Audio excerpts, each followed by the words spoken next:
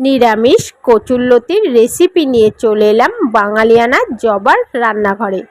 এখানে আমি সবার প্রথমে লতিগুলিকে পরিষ্কার করে ছাড়িয়ে নিয়েছি। এর গায়ে একটা পাতলা চামড়া থাকে, সেটা বটি, চামচ বা ধারালো ছুরি দিয়ে একটু ঘষা দিলে উঠে যায়। ভালোভাবে পরিষ্কার করে নিয়েছি। এবার ছোট ছোট টুকরো করে কেটে নেব। তো এখানে আমি ছোট ছোট টুকরো করে লতিগুলিকে কেটে নিয়েছি। দিয়ে দিচ্ছি একটু নুন আর জল। লতিগুলিকে এখানে আমি একটু ভাপিয়ে নেব, যাতে গলা ধরার যদি চান্স থাকে সেটা যেন না হয়। ভাপিয়ে নিয়ে জলটা ফেলে দিতে হবে। তো লতিগুলি ভালো করে ভাপিয়ে নিয়েছি, নিয়ে জলটাকে ফেলে দিয়েছি। গ্যাসে কড়াই বসিয়ে দিয়েছি।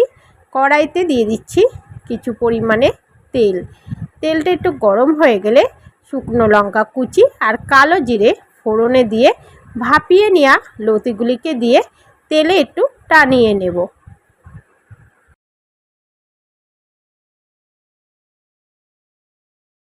দিয়ে দিচ্ছি স্বাদ মতো নুন, সামান্য হলুদ গুঁড়ো দিয়ে আবারও 1 মিনিট মতো তেলে টানিয়ে নেব।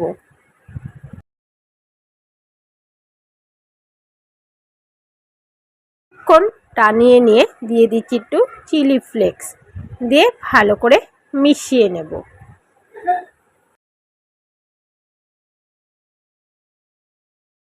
দিয়ে দিচ্ছি সামান্য একটু চিনি আর লঙ্কা কুচি দিয়ে আবারও 1 মিনিট মতো টানিয়ে নিচ্ছি।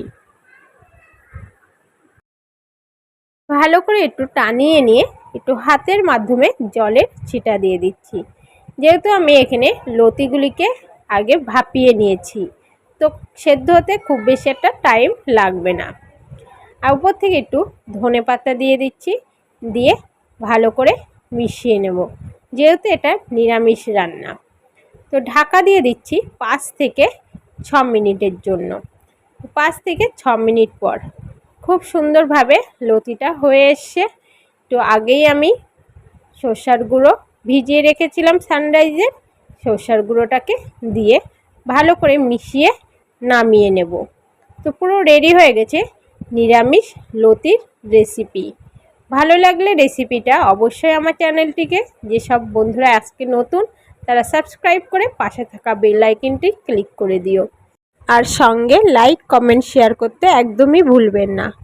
তোমাদের একটা লাইক ও কমেন্টে আমাকে আরও উৎসাহিত দেবেন নতুন নতুন ভিডিও তৈরি করার। তো আজকের মতো এখানেই শেষ করছি। আগামী দিনে আরও নতুন নতুন রেসিপি নিয়ে চলে আসবো। ভালো থেকো, সুস্থ থেকো, শুভরাত্রি।